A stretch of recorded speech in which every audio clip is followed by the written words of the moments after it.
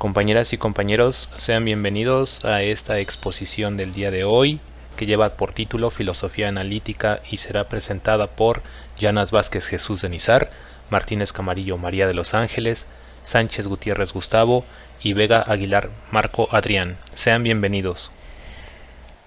Echemos un vistazo a los antecedentes de la filosofía analítica. Historia de la filosofía analítica. La filosofía analítica, también conocida como análisis conceptual, comienza a tomar forma cuando el siglo XIX está por terminar. Esto se debe a que las ciencias naturales, biología, física, química, habían avanzado de una forma tan concreta y segura que muchos de los filósofos contemporáneos sintieron cierto desplazamiento ante el cual quisieron responder. Los temas principales de la filosofía, la mente, el lenguaje, el mundo, el ego, estaban lentamente perdiendo reputación, ya que muchos exigían a los filósofos demostraciones de objetividad y verdad en los argumentos que éstos proponían. Los representantes de la filosofía decidieron entonces que, debido a que las verdades en la filosofía no podían ser justificadas empírica o naturalmente, la creación de un análisis conceptual a priori les permitiría eliminar la necesidad de justificación ante las ciencias naturales. Esta corriente filosófica tomó forma cuando Bertrand Russell y Alfred North Whitehead generan, a partir de los avances matemáticos y lógicos del alemán Gottlob Frege, lo que se conoce como logicismo de Frege. Con ello determinaron lo que sería el inicio de un acercamiento más riguroso y lógico hacia el establecimiento de argumentos, teorías y verdades. Con el pasar del siglo aparecieron otros filósofos analíticos, como Ludwig Wittgenstein, Rudolf Carnap y muchos de los miembros del Círculo de Viena, quienes construyeron sus propias subcorrientes de esta nueva forma de filosofar. Cada subcorriente siempre hizo énfasis en el uso de un método analítico que pudiese resultar en conceptos a priori, necesarios y, por lo tanto, irrefutables. Se enmarcan bajo la etiqueta de filosofía analítica un conjunto amplio de diversas escuelas con algunos puntos en común. Como consecuencia del nazismo, muchos grupos germanos se vieron obligados a emigrar de sus países de origen, por lo que el movimiento terminó concentrándose geográficamente en el mundo angloamericano. He aquí algunos de sus rasgos predominantes: empirismo y positivismo. La crítica al idealismo condujo a la recuperación de la tradición filosófica inglesa, el empirismo y paradójicamente, este retorno al empirismo se dio en la cuna del idealismo inglés, Cambridge. Otro centro de la filosofía analítica será Viena. Al menos las dos primeras generaciones de los representantes de esta escuela eran científicos destacados del campo de las matemáticas y la física. Consecuentemente resurge la negación del valor de la metafísica y la consideración de las ciencias naturales como únicas ciencias válidas. El análisis del lenguaje. Si la metafísica carece de todo valor, entonces ¿cuál será el objeto de la filosofía? La respuesta que aparece es, el análisis del lenguaje. La comprensión de este tópico varía de acuerdo a los pensadores y las escuelas. La filosofía analítica concibe el análisis de la siguiente manera: el análisis del lenguaje, sentido desde el cual difiere del empirismo ya que no se dedicarán al análisis psicológico. Se trata de un análisis orientado hacia la lingüística y las proposiciones. El análisis puede realizarse en una doble dirección, a través del formalismo o el análisis lógico del lenguaje científico y el antiformalismo o el lenguaje lingüístico del lenguaje común.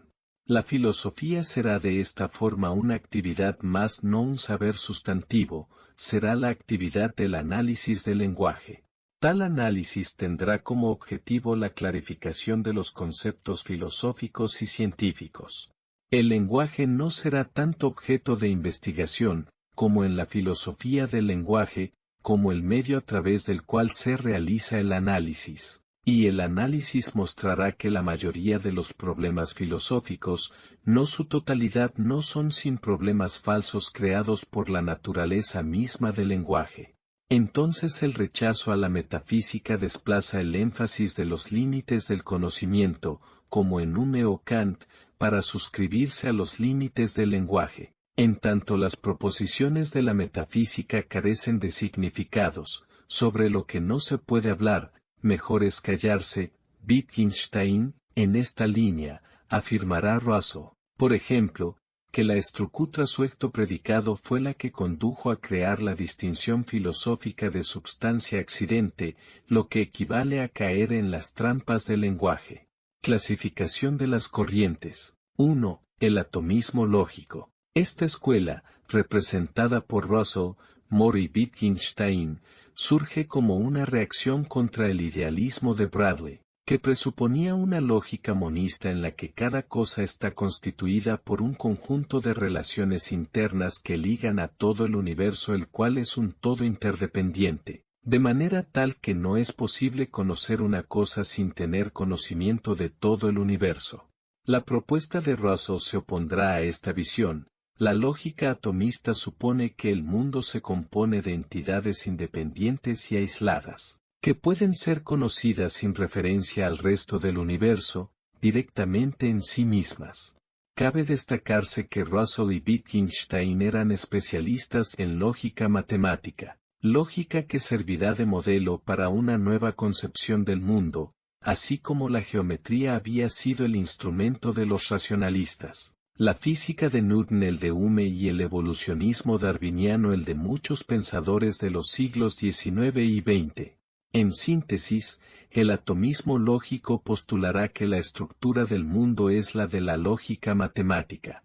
2. El positivismo lógico. Para el positivismo lógico, no hay más que dos clases de proposiciones que poseen significado cognoscitivo, las analíticas y las sintéticas.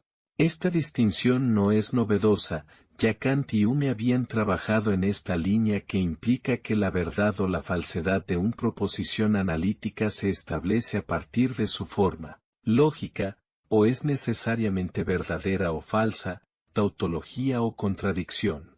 En cambio, las proposiciones sintéticas requieren algún tipo de verificación al margen de los procedimientos lógicos. Por otra parte, todas las proposiciones de la lógica y la matemática son analíticas en tanto no se refieren a los hechos del mundo real y su validez no se establece a partir de la experiencia sino a priori. Esto supone un alejamiento del empirismo de Mill y Spencer y también de Kant. Entonces, a excepción de las proposiciones de la lógica y la matemática, todas son sintéticas y su significado puede ser cognoscitivo o descriptivo, información sobre hechos, emotivo, referido al plano de las emociones. De esta forma, el criterio empirista de significado cognoscitivo es el procedimiento que permite determinar qué proposiciones pueden ser consideradas científicas y cuáles no. Es, en rigor, un instrumento de demarcación de la ciencia.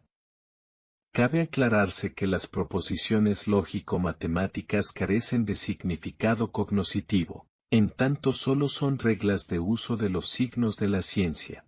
3. Positivismo terapéutico. Esta última corriente recibe diversas denominaciones tales como positivismo terapéutico o simplemente filosofía analítica. También se la conoce por escuelas de Cambridge y Oxford. En un segundo momento, Wittgenstein cambia profundamente generando una ruptura con todo lo anterior. El lenguaje deja de ser figura de los hechos admitiéndose que hay pluralidad de lenguajes cada uno de los cuales es una forma de relacionarse con el mundo, una forma de vida.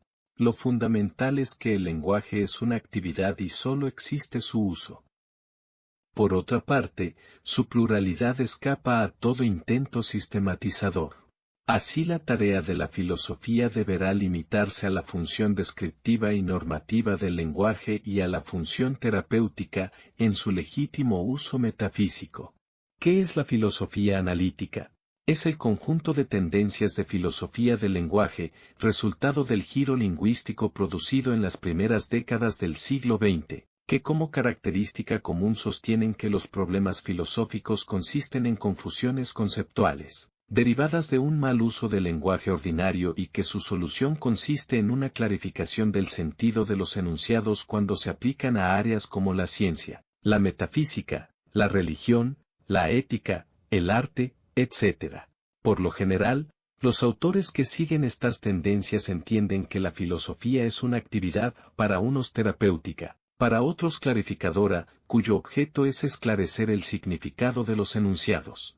En palabras de Habermas, se produce un cambio de paradigma, al pasar de una filosofía de la conciencia, o de una epistemología, en la que importan las relaciones entre el sujeto y el objeto, a una filosofía del lenguaje, en la que importan las relaciones entre el enunciado y el mundo, esto es, a una teoría del significado.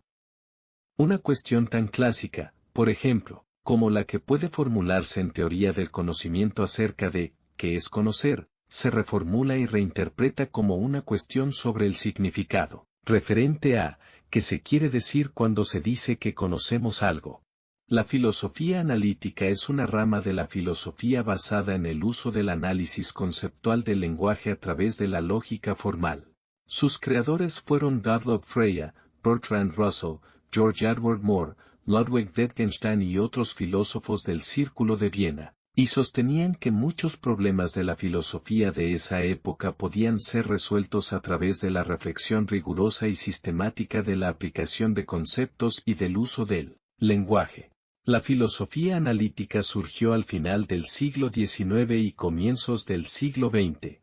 Sufrió algunos cambios con el paso del tiempo, y durante la mitad del siglo XX se muestra como respuesta ante la necesidad de establecer argumentos claros y críticos, enfocándose en los detalles usados para establecer conceptos y enunciados. Esta filosofía tuvo su máximo acogimiento en el mundo anglosajón, especialmente en países como Estados Unidos, Canadá, Reino Unido, Australia y Nueva Zelanda, aunque también tomó forma en manos de algunos filósofos escandinavos, e incluso en Alemania y Austria. Actualmente, la filosofía analítica se ha fusionado con otras ramas filosóficas, llevando a que sus límites ya no sean tan claros como en sus inicios, por lo que es más difícil intentar definir al análisis conceptual actual sin polemizar o contradecir las características originales de esta corriente. Características de la filosofía analítica. No obstante, los aspectos más importantes de esta corriente filosófica son los siguientes. La importancia del estudio del lenguaje y la conceptualización de teorías y argumentos. Dependiendo de la época, este riguroso estudio estuvo enfocado tanto en la lógica formal como en el lenguaje ordinario. Su aproximación al tipo de investigación científica usada en las ciencias naturales. Intentaba acercarse más a la física y la biología que a sus aspectos ontológicos. Según sus más conocidos representantes, estos aspectos ontológicos eran imposibles de comprobar y, por lo tanto, carecían de importancia. El alejamiento de la tradición metafísica y ontológica. Evidente en subcorrientes como el positivismo lógico, el cual establecía que muchos de los problemas más comunes en la filosofía, como los enunciados metafísicos, eran imposibles de diseccionar analíticamente, por lo que no se trataban en la filosofía analítica. Su conexión con el empirismo lógico, el cual sostenía que el método científico proporciona la única forma válida de conocimiento. Su oposición a las corrientes filosóficas que se consideraban tradicionales, tales como la filosofía continental y oriental. En una filosofía con tanta influencia científica como esta no había cabida para la fenomenología o el idealismo. La filosofía analítica se caracterizó por adoptar un método filosófico que permitía un análisis conceptual, que consistía en resolver los problemas centrales de la filosofía a partir de una reflexión objetiva y racional, sistemática y rigurosa, teniendo en cuenta factores como contexto, condiciones concretas, problema y aplicación de los conceptos.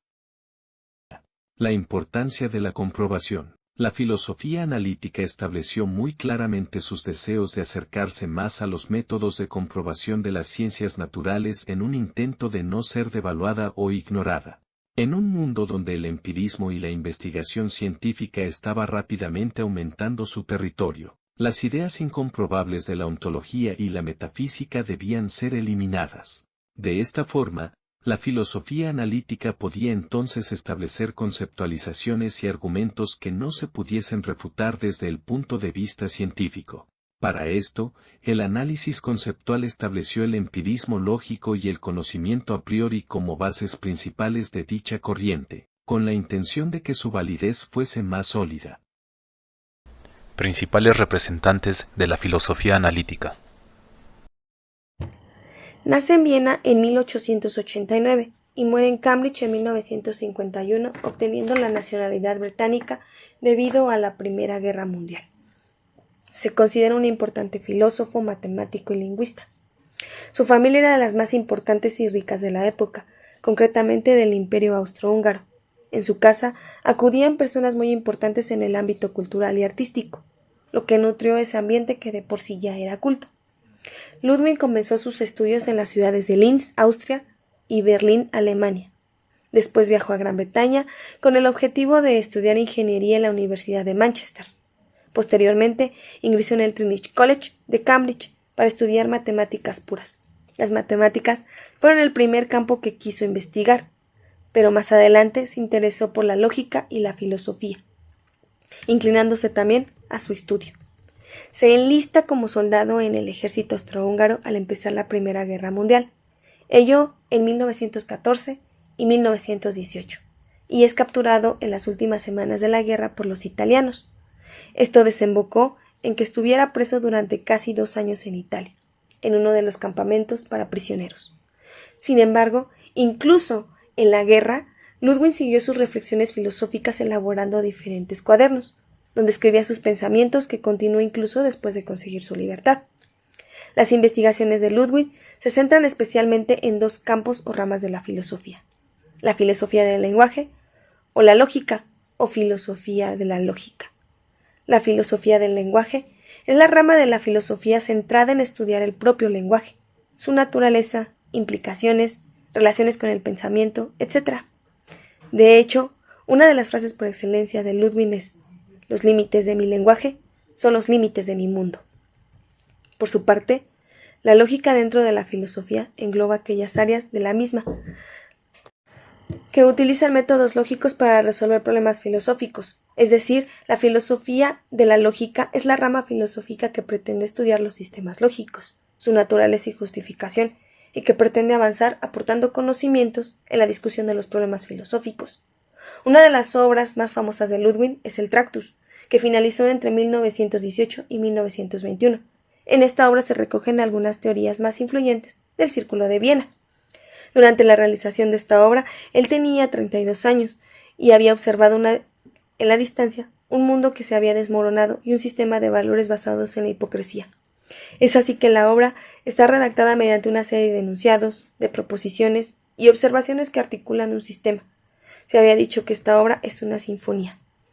Afirma que el mundo es todo lo que es el caso, que se enmarca en la totalidad de los hechos, en todo lo que acontece, y esos hechos no son necesarios. La realidad es como es, pero podría ser de otra manera.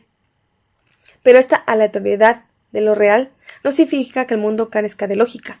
Todo lo contrario, el mundo se puede expresar mediante proposiciones elementales. La lógica sirve para depurar el lenguaje y para revelarnos la estructura interna de lo real. Y por ello, porque hay una homología, una conexión profunda entre el pensamiento, el mundo y la lógica. Él coincide con Kant en el que el entendimiento forma parte del sujeto. Es una forma a priori, pero la diferencia estriba en que no hay frontera entre quien piensa y lo pensado.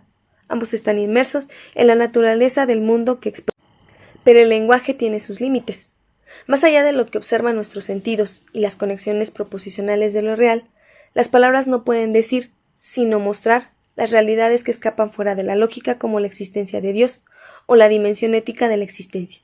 De aquí viene su célebre afirmación de que sobre lo que no se puede hablar hay que callar. El pensamiento de las investigaciones supone una clara ruptura con la tesis del Tractus. Él rectifica sus afirmaciones de que el mundo puede ser comprendido por proposiciones lógicas, y apunta que el lenguaje es un conjunto de reglas convencionales, una construcción social. También menciona que no hay una conexión entre el lenguaje y la realidad, como sostenía Platón, sino que la composición de lo real está condicionada por el significado que damos a las palabras y sus connotaciones. Si el pensamiento es el lenguaje, pero éste puede no obedecer la estructura lógica, sino a una serie de códigos sociales y experiencias colectivas. Aunque no lo dice de esta forma, el lenguaje es un producto histórico, por tanto, es como una segunda piel de la que no podemos prescindir y que, por coincidencia, muestra forma de entender el mundo, lo que propone caer en el relativismo epistemológico. Nació en Richmond, Alemania, en 1848. Fue matemático, lógico y filósofo alemán, considerado el padre de la lógica matemática y la filosofía lógica, por sus aportes en estos ámbitos. Fue el primer matemático en realizar la estructura axionómica de la lógica en sus enunciados, sentando las bases de la teoría de la demostración matemática y hondó en la semántica lógica, específicamente en el significado de las expresiones del lenguaje, los conceptos de sentido y la denominación. Fue uno de los defensores del logicismo, tesis en la cual se planteaba que los razonamientos matemáticos eran de gran medida reducibles a la lógica. Ingresó a la Universidad de Jena en 1869 y en 1871 se trasladó a la Universidad de Gotinga, en donde amplió sus conocimientos sobre matemática, filosofía, física y química. En 1973 ingresa a la Universidad de Jena, donde ejerce como docente. Es considerado el padre de la lógica, matemática y filosofía analítica. La filosofía analítica es una rama del conocimiento que se ocupa de analizar de modo lógico el lenguaje científico y también el lenguaje común. Por su parte, la lógica matemática estudia la lógica y su aplicación a las matemáticas. Se dice que es considerado el padre de dos corrientes muy importantes en el campo de la filosofía, la lógica matemática y la filosofía analítica. En cuanto a esta última, Frege estableció, junto con el reconocido filósofo y matemático Bertrand Russell, las bases y fundamentos de este tipo de pensamiento. En su pensamiento, él creía que las matemáticas y el lenguaje se podían reducir a la lógica. Con esta idea, desarrolló un programa de carácter lógico que tenía la misión de analizar dos fundamentos, tanto lógicos como filosóficos, de las matemáticas y en el lenguaje.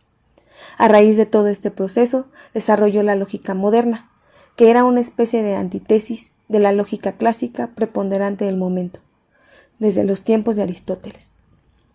Él fue el primero en abordar los fundamentos de las matemáticas. Lo que hizo fue establecer la relación entre la definición de la esencia del conocimiento matemático y la rigurosa descripción de los procesos demostrativos. Lo que Frege quería era demostrar que la aritmética era una rama de la lógica y que como tal no necesitaba de la experiencia ni de la intuición para demostrar sus principios. Por otro lado, Frege también fue uno de los primeros en analizar el lenguaje a través del método lógico.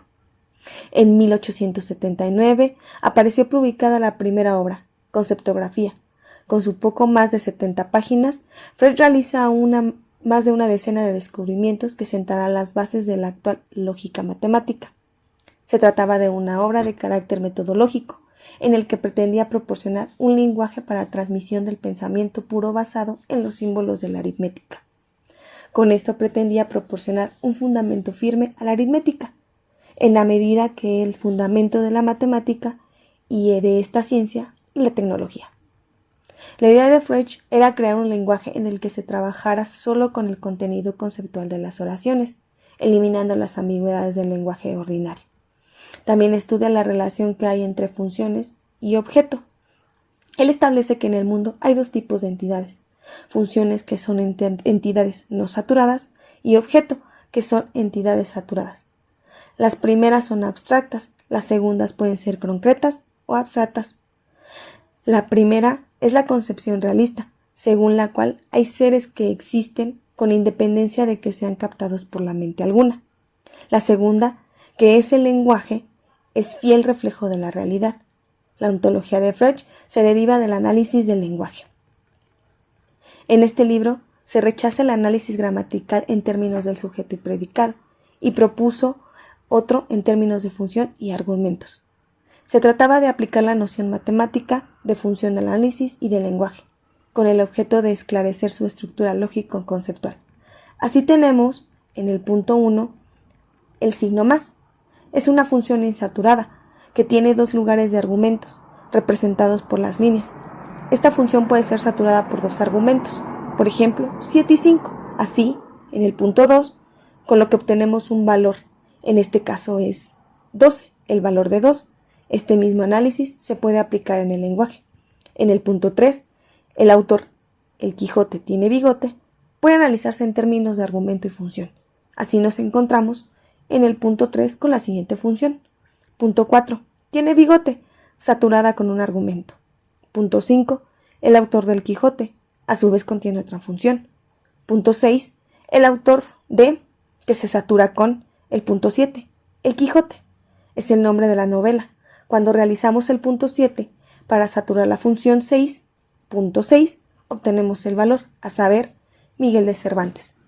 A su vez, podemos utilizar el punto 5, que es el nombre con el que designamos a Cervantes, para saturar la función 4, es el punto 4, con lo que se obtiene el punto 3, que tiene otro valor. En este caso, el punto 3 es el verdadero. Para Freud, lo verdadero y lo falso son también objetos. Según lo dicho anteriormente, esta estructura lógica del lenguaje es un fiel reflejo del mundo. De ahí que él distinguiera entre dos tipos de entidades: objeto, que son entidades saturadas, y funciones, que son entidades insaturadas.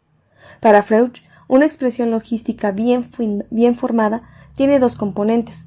Por un lado tiene un carácter referente y por otro sentido. El referente es una expresión lingüística que el objeto que designa al que se refiere. Su sentido es el modo en que el objeto nos presenta lingüísticamente. Es el contenido conceptual de la expresión. Para Freud, esta distinción era de suma importancia, en la medida de que él estaba interesado en trabajar los contenidos conceptuales de las expresiones. Para justificarlo, él lo presenta de la siguiente manera. Punto 8. El lucero vespertino es el lucero vespertino. Vemos que el punto 8 es un enunciado de identidad verdadero, que a nivel cognitivo es bastante trivial. No presenta ninguna información nueva. Sin embargo, si lo comparáramos con otro enunciado de identidad verdadera como punto 9, el lucero vespertino es el lucero matutino. Vemos que las identidades sobresaltan a la vista. En el punto 9 obtenemos nueva información. El lucero matutino y el lucero vespertino son dos nombres para uno y el mismo objeto, a saber, el planeta Venus. La relación de identidad no es entre palabras, tampoco es entre objetos. Es entre modos de presentar los objetos, entre sus sentidos. También pretendía como nombres de objetos los enunciados completos de las oraciones. En este caso, nuestros ejemplos del punto 8 y punto 9 son nombres del mismo objeto, a saber, lo verdadero. Pero, ¿qué es verdadero? También entendía como nombres de objetos los enunciados completos, las oraciones. En este caso, nuestros ejemplos, punto 8 y punto 9, son nombres del mismo objeto, a saber, lo verdadero. Sentido de una oración es un pensamiento. En 8 y en 9 expresamos pensamientos que pueden ser captados por nuestra mente. Los pensamientos son entidades abstractas, independientes de todas las mentes, y no pueden ser confundidos con representaciones mentales. Los pensamientos son comunes a todo el mundo, porque no dependen de nadie en particular. Las representaciones pertenecen a alguien y a cada uno que tiene sus propias, siendo la de los demás inaccesibles. En lo único que se pertenecen pensamientos y representaciones es que son entidades inmateriales.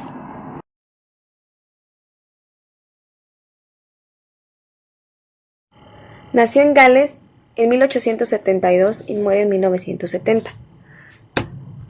Fue un pensador prolífico que dedicó muchas horas del día a reflexionar sobre los más variados asuntos imaginables. Escribió profusamente sobre filosofía, pacifismo e incluso física. En 1890, es decir, a sus 18 años, ingresa al Trinity College para estudiar matemáticas. Debemos mencionar que previamente él no había estudiado como normalmente lo hacía cualquier hombre. Su vida académica fue realizada a través de su hermano mayor. En su cuarto año dentro del Trinity College, se cambia a filosofía, pero con el nombre de ciencias morales. En 1899 adopta la filosofía del atomismo lógico, que durante su juventud estuvo con ella. En 1901 descubre la paradoja que lleva su nombre. Es ahí donde Frege toma correspondencia con Russell en cuanto a la publicación del escrito antes mencionado de Frege, en donde este último salió con decepción por las observaciones realizadas por Russell. En 1950 recibe el Premio Nobel en la Literatura. Durante su vida se manifiesta en contra de las guerras mundiales. Debemos hacer presencia que por su vida, año que murió y el año en el que nace, presenció ambas guerras mundiales. Es así como hace uso en contra de las armas nucleares. Debido a ello, logra manifestarse y en 1916 se multó con 106 libras y fue despedido del Trinity College por participar en manifestaciones antibélicas. 2 años después, en 1918, lo encarcelan durante 6 meses al realizar manifestaciones en contra de las guerras y en 1961, por segunda ocasión, se le encarcela por 1 semana en protesta por las armas nucleares. En 1940 obtuvo un puesto en el City College de Nueva York, pero debido a protestas en contra de él por política, religión y sexo, no pudo tomar posesión de esta vacante. En 1955, junto con Albert Einstein, emite un comunicado relacionado con el pacifismo, esto es, también en contra del uso de las armas nucleares. Al igual que Frege, es logista, mencionando que las matemáticas pueden reducirse a la lógica. También es antipsicologista. Esto quiere decir que, al momento de explicar nociones filosóficas, se haría mal si recurrimos a algo subjetivo, o algo mental, al pensamiento, al lenguaje, lo que no constituye una verdadera explicación. Algunos títulos de sus obras son En análisis de la mente, publicado en 1921, Análisis de la materia, en 1929, Investigaciones sobre el significado y verdad, en 1940, Conocimiento humano, en 1948, La filosofía del atomismo lógico, en 1918. Es así que estos son algunos ejemplos de sus publicaciones. Sin embargo, existen más, llegándose a un total de 60 publicaciones realizadas durante toda su vida. En 1903 y 1904 publica Principia Mathematica, en donde propone un sistema lógico, lo cual sería su obra cumbre, en la que pretendía reducir la matemática a la lógica. Ello haciendo relación con el pensamiento que tenía Frege y en el cual ambos coincidían.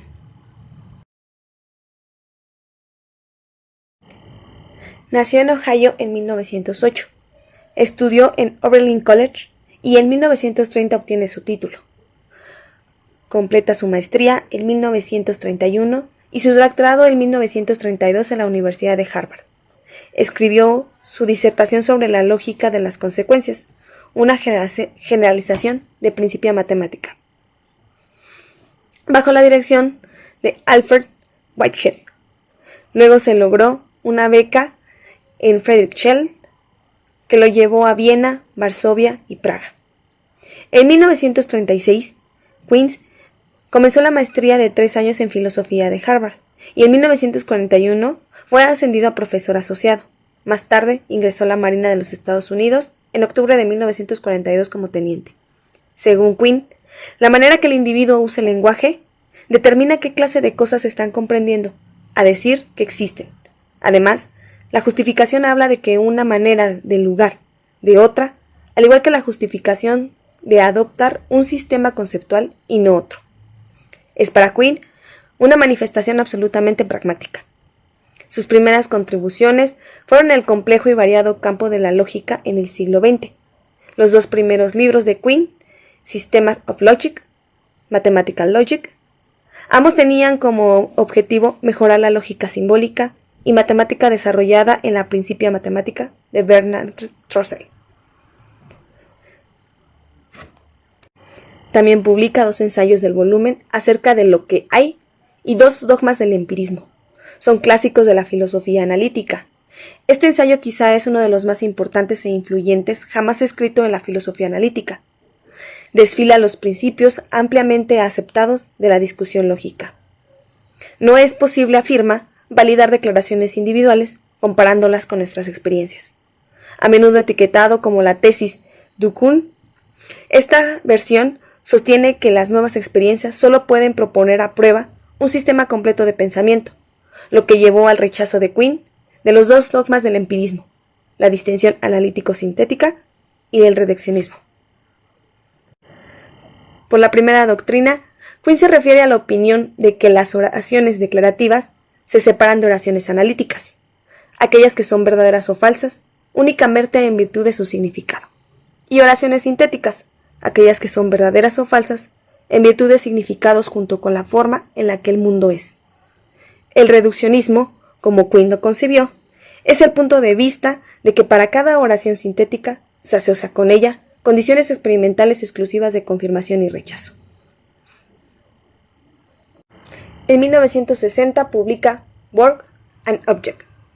Analiza la adquisición del lenguaje y la génesis de la referencia, definiendo el punto de vista de que antes de dominar un idioma, un niño debe primero aprender un grupo de partículas gramaticales y construcción interrelacionadas como pronombres, numerales, el ser, la identidad, etc. En 1974 publica Rods of Reference, en la que especula sobre cómo los niños adquieren su aparato referencial. Si bien los primeros intereses de Quine estaban en los fundamentos de la lógica y las matemáticas, más adelante de su carrera, su investigación se centró en cuestiones epistemológicas sobre cómo adquirimos conocimiento científico. Etiquetó la posición como epistemológica naturalizada. El naturalismo rechazado la opinión de que el conocimiento científico está justificado sobre bases extracientíficas. Quine fijó la idea, la sustitución de la filosofía por la ciencia. La epistemología naturalizada se convierte en investigación científica de la adquisición de la ciencia. Quine define el naturalismo sobre la base de otras dos doctrinas que basó, a saber, el holismo y el realismo no regenerado. De acuerdo con la doctrina del holismo, no todas las frases de la teoría científica están asociadas con el conjunto único de experiencias confirmadas y sus opuestas. Por lo tanto, no se pueden separar las oraciones en aquellas que son verdaderas en virtud de cómo es el mundo, en aquellas que son verdaderas únicamente en virtud de sus significados. Con un realismo no regenerizado, Quine quiere decir que el conocimiento científico es continuo con el conocimiento de sentido común, por lo que no podemos plantear dudas globales sobre dicho conocimiento. Un realista de esta índole ve que el desafío escéptico que enfrenta la ciencia debe surgir desde dentro de la ciencia, y así, las razones para rechazar la ciencia son simplemente más afirmaciones científicas. El empirismo para Quine es la opinión de que tanto la evidencia científica como los significados de las palabras deben descansar en última instancia sobre nuestros sentidos. El empirismo de Quine se exterioriza, dado que sostiene que las teorías científicas se pueden enunciar como conjuntos distintos de oraciones, y que la evidencia y los significados de estos conjuntos distintos de oraciones son en última instancia sensoriales. Naturalmente, infiere que la base probatoria de la ciencia se evalúa.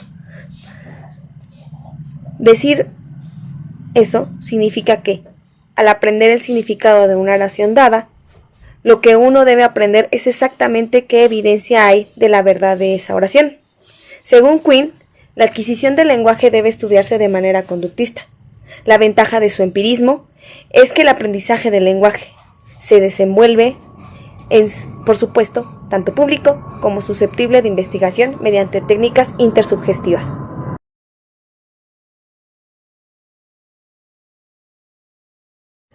Fue un lógico y filósofo de la ciencia, el representante más genuino del Círculo de Viena. Nació en Alemania y adoptó la nacionalidad norteamericana en 1941, debido a la poca compatibilidad con el régimen nazi. Estudió en Jena y fue discípulo de Gottlob Frege. Se especializó en física, matemática y filosofía, en un ambiente preponderantemente neokantiano.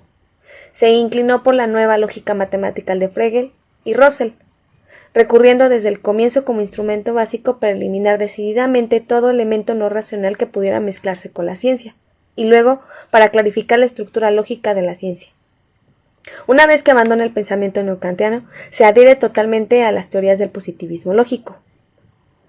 Una vez que es integrante de este Círculo de Viena, funda con Hans Reichenbach la revista Conocimiento y fue también coeditor de la Enciclopedia Internacional de la Ciencia Unificada.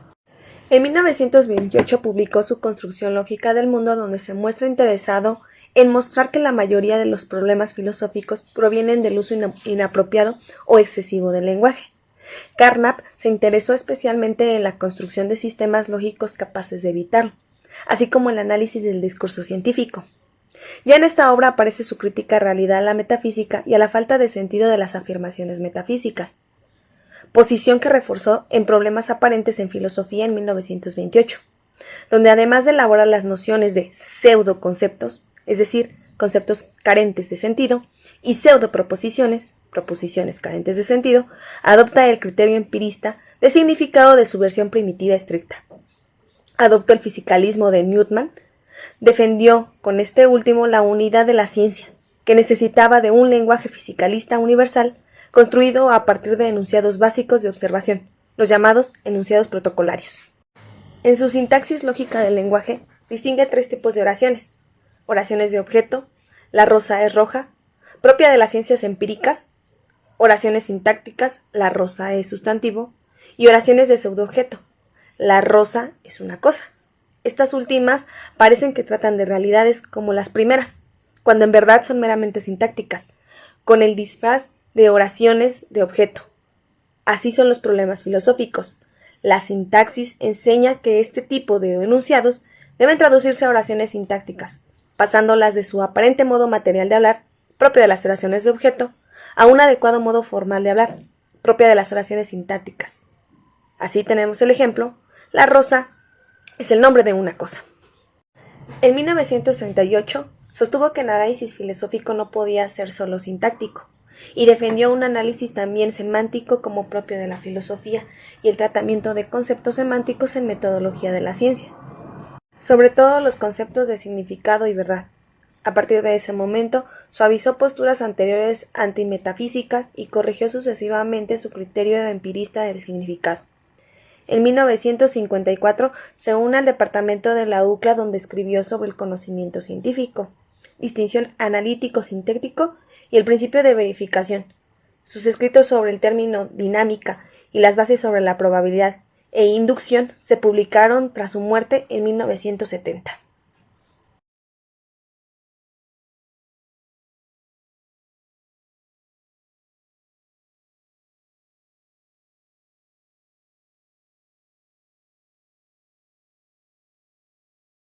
El defensor tiene el uso de la voz para emitir argumentos. Claro que sí, su señoría. Gracias. Apelando al contradictorio que rige el sistema penal acusatorio, me permito pronunciar de manera diametralmente opuesta a la solicitud de vinculación a proceso realizada por el agente del Ministerio Público en audiencia próxima pasada, a tenor de las siguientes consideraciones lógico-jurídicas. En primera instancia, su señoría, si bien es cierto el estándar de prueba con el cual se rige el sistema penal acusatorio para el dictado de la vinculación a proceso, entendida esta como un tamiz negativo que rige el sistema penal acusatorio, también lo cierto es, su señoría, que si bien es un estándar mínimo de prueba el cual permite establecer, más no acreditar la existencia de un hecho que la ley señala como delito y de manera probable que el imputado haya participado como autor o partícipe en ese evento delictivo, también lo cierto es, su señoría, que no basta con un indicio al cual podemos conocer como dato de prueba para poder dictar este auto de vinculación a proceso, sino también en el artículo 316 de la codificación adjetiva instrumental, concretamente la fracción tercera de este dispositivo legal, vienen requisitos de fondo respecto a la vinculación a proceso, el cual, grosso modo, nos establece que se permite establecer la existencia de un hecho que la ley señala como delito. Y esta circunstancia nos lleva a excluyentes de responsabilidad penal, su señoría. En ese orden de ideas, si atendemos a la dogmática jurídico-penal, podemos advertir como primer elemento una acción, que esa acción sea típica, antijurídica, culpable y punible, es decir, los 5 elementos positivos que dan vida al delito. Asimismo, su señoría, existen elementos negativos que restan vida al delito, los cuales pueden ser ausencia de acción, atipicidad, causas de justificación, causas de inculpabilidad o excusas absolutorias. En ese orden de ideas, su señoría, también atendemos a la razonabilidad del dato de prueba y obligando tanto al órgano jurisdiccional como al órgano ministerial tanto a advertir elementos de cargo como de descargo. Me explico, su señoría. Si bien es cierto, como lo dijimos, con datos de prueba mínimos se puede vincular a una persona a proceso, Proceso. Este dispositivo legal en esta fracción en concreto sujeta a que no tan solo el órgano jurisdiccional deba de valorar única y exclusivamente con datos de prueba de cargo, sino también con medios de prueba y con prueba. Precisamente, su señoría, para eso es que existe la figura del plazo constitucional y la duplicidad de este plazo constitucional, precisamente para, en aras de poder proteger derechos fundamentales, concretamente los del imputado, los defensores podamos realizar una defensa técnica adecuada, tal y como se dio en esta audiencia. Ahora, su señoría, haciéndonos cargo tanto de los elementos de cargo de los cuales este órgano técnico se ha pronunciado, como también los de descargo, cuenta el agente del Ministerio Público con la denuncia de la supuesta víctima en el evento delictivo que nos ocupa.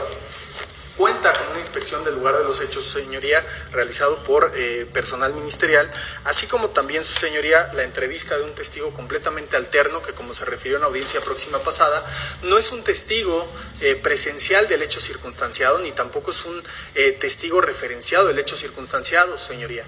Ello en atención a que el señor Carlos Fernando únicamente refiere respecto al numerario que supuestamente cada semana la supuesta víctima en el presente asunto saca derivado de un depósito que le hace su hija, que se encuentra en los Estados Unidos mexicanos. En los Estados Unidos de América. En ese orden de ideas, señoría, ese hecho no se relaciona con el hecho circunstanciado que nos ocupa, su señoría, y si atendemos al principio de legalidad que rige el sistema penal acusatorio y un derecho penal democrático, pues bueno, no, el derecho penal no admite aproximaciones ni similitudes, se rige por un principio de legalidad, concretamente en un principio de taxatividad. En ese orden de ideas, los órganos de prueba, ya sean datos, medios o prueba, deben de estar directamente relacionados con el evento delictivo, con el hecho circunstanciado. De lo contrario, se estaría atentando con este principio de legalidad y este principio de taxatividad. Ahora bien, su señoría, si bien es cierto el tamiz negativo, el cual supone el auto de vinculación a proceso, se rige por un estándar mínimo, también lo cierto es que esta carpeta de investigación es mínima en cuanto a su contenido, como para que este órgano resolutor tenga bien sujetar a una investigación complementaria a mis representados, su señoría. Ello en atención a lo que ha insistido este órgano técnico en cuanto a la razonabilidad del dato de prueba.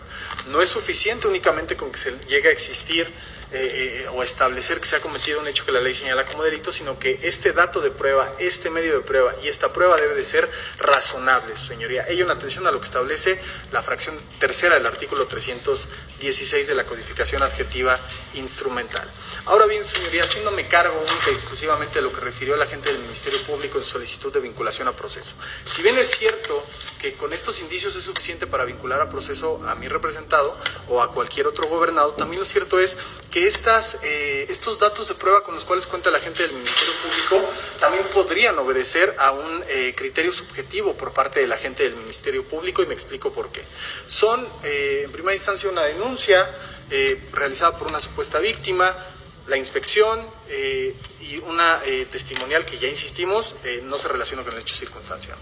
Sin embargo, hasta el día de hoy no consta en la carpeta de investigación, y apelo al deber de lealtad con el cual el agente del Ministerio se debe conducir, un elemento objetivo de cargo que permita establecer de manera probable que se cometió el delito imputado a mi representado, y me explico. Son meras aproximaciones.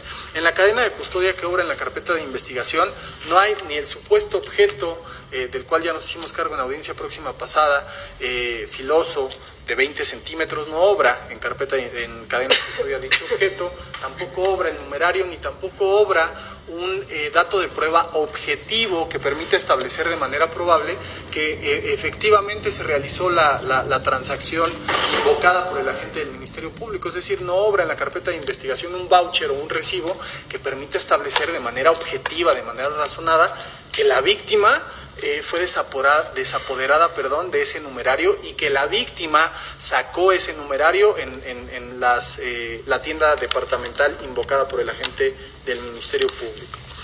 Ahora bien, su señoría, la representación social evidentemente no es representante de la víctima, es representante de toda la sociedad, precisamente por eso se llama representante social. Y con su actuar tiene la obligación de respetar los derechos fundamentales de todos, concretamente de los inocentes, su señoría. En ese orden de ideas se puede entender que evidentemente la víctima o la supuesta víctima pues es una inocente, pero también mi representado es un inocente, su señoría. En ese sentido, el agente del Ministerio Público tuvo que haber realizado actos de investigación tendientes al esclarecimiento de los hechos, la primera finalidad inmediata que guarda el proceso penal acusatorio, en aras de poder esclarecer esos hechos. Y me explico. El agente del Ministerio Público en audiencia próxima pasada refirió que no se contaban con videograbaciones del C4 ni con videograbaciones como para poder acreditar de manera técnica y científica el hecho circunstanciado en materia de imputación, y a través del desahogo de la prueba documental que realizó mi colitigante el día de hoy, se pudo constatar que sí se pudieron haber realizado actos tendientes al esclarecimiento de los hechos y que sí se encontraban videograbaciones y capturas fotográficas que podían establecer cómo se dio el evento delictivo, su señoría. Ahora bien, haciéndome cargo de esos datos de prueba y no de esa prueba que se desahogó ante este órgano resolutor, si bien es cierto, la agente del Ministerio Público, como se lo ha dicho este órgano técnico, mediante este alegato de no vinculación a proceso, cuenta con datos de prueba, concretamente 3, para solicitar vinculación a proceso. Lo cierto es que en aras de poder esclarecer los hechos, este órgano técnico colegiado de defensa se dio la tarea de realizar actos de investigación privada para poder esclarecer los hechos, y se desahogó ante este órgano resolutor el testimonio del testigo Luis Antonio Fonseca Gómez, que refirió que conocía a mi representado porque tiene 15 años de conocerlo, que refirió que mi representado se encontraba a 1 hora 40 minutos del lugar donde supuestamente se dio el desapoderamiento en materia de imputación, y que concretamente a las 10:07 de la mañana del 14 de febrero de la presente anualidad, mi representado se encontraba en un lugar completamente diverso a donde supuestamente acontecieron los hechos en materia de imputación, su señoría. Bajo las máximas de la lógica formal y la experiencia, pues podemos advertir que una persona no puede estar en 2 lugares al mismo tiempo, su señoría. Eso sería ilógico. Ahora bien, su señoría, este órgano técnico le preguntó al testigo, mediante pregunta directa, cuánto tiempo más o menos era el estimado caminando del lugar donde fue percatado mi representado a través de los datos de prueba que ya fueron desahogados ante este órgano resolutor, al lugar donde supuestamente fue el hecho circunstanciado, y fue 1 hora 40. Eso nos da que si mi representado se hubiera trasladado de las 10:07 al lugar del hecho circunstanciado, hubieran sido a más de las 11 de la mañana, su señoría. Y el hecho circunstanciado, apelo al deber de lealtad con el cual la gente del Ministerio se debe de conducir, fue a las 10 de la mañana aproximadamente, su señoría. En ese orden de ideas nos remitimos a una ponderación de valoración probatoria y, pues, evidentemente la gente del Ministerio Público cuenta con datos de prueba. Este órgano técnico desahogó ante este órgano resolutor pruebas, su señoría.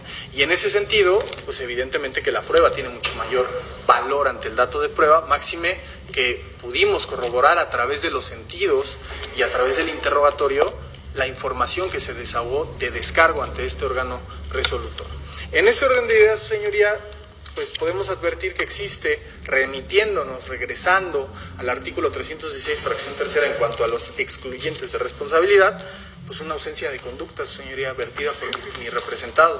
No hay conducta, y al no haber conducta, pues no se puede estudiar de manera escalonada los demás elementos del delito, su señoría.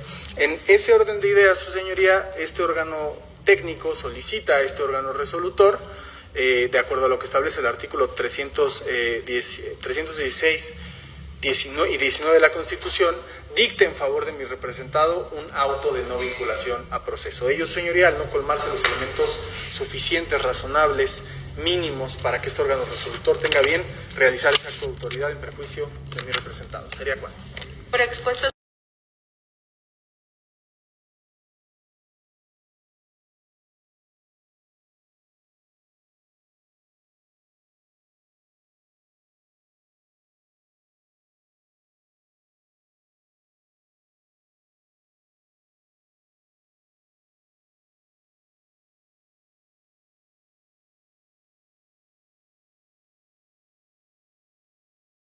¿Cuál es el problema que yo veo por ejemplo, en la ley de la Guardia Nacional que estamos analizando y que me surgió precisamente del comentario de la ministra Loreta? La ley de la Guardia Nacional En su artículo primero dice: la presente ley es de orden público, de aplicación en todo el territorio nacional, reglamentaria del artículo 21 de la Constitución Política de los Estados Unidos Mexicanos en materia de Guardia Nacional. Es decir, esta ley no está reglamentando el régimen transitorio que se estableció en el artículo 5. Está reglamentando el artículo 21. Y en ese sentido, conforme a esta ley que está reglamentando el artículo 21, la adscripción y operación de Guardia Nacional pasa a Secretaría de la Defensa Nacional. Incluso los mandos superiores es el secretario de la Defensa Nacional. No es una ley transitoria acorde con el transitorio quinto de la reforma. Es una ley de vigencia al día siguiente, publicada el 27 de mayo de 2019 y que reglamenta el 21. Eso es lo que está haciendo esta ley, el artículo 21, no el transitorio de la reforma. Por lo tanto, yo estoy de acuerdo con el proyecto, incluso yo voy también por la invalidez del artículo 13, fracción primera en su porción normativa, en colaboración con la Secretaría de la Defensa Nacional de la Ley de la Guardia Nacional, porque conforme el artículo 21, la elaboración de la estrategia específicamente corresponde a la Secretaría de Seguridad Pública. Entonces, también iría por la invalidez en esa parte. Y yo estaría con el proyecto y nuevamente felicito al ministro González Alcántara en la elaboración.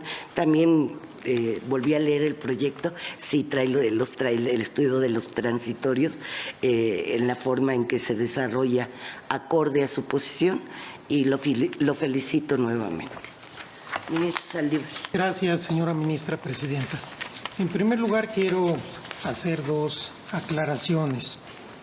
Se ha venido repitiendo en algunos medios que yo he incurrido en una contradicción al haber votado por la inconstitucionalidad de la Ley de Seguridad Interior en 2018 y haber votado ayer por la constitucionalidad del decreto que estamos analizando. Y esto no es así, no hay ninguna contradicción, ya que se trata de marcos constitucionales distintos, leyes distintas y problemas jurídicos distintos. En 2018 analizamos la Ley de Seguridad Interior, en relación con la cual yo voté que era inconstitucional porque sobre pretexto de darle a las Fuerzas Armadas intervención en la seguridad interior, realmente se les estaban atribuyendo facultades en materia de seguridad pública, lo cual tenían vedada las Fuerzas Armadas. Y por eso utilicé por primera vez en este Tribunal Pleno el concepto de fraude a la Constitución, que ahora veo que se repite con mucha frecuencia y con cierta ligereza.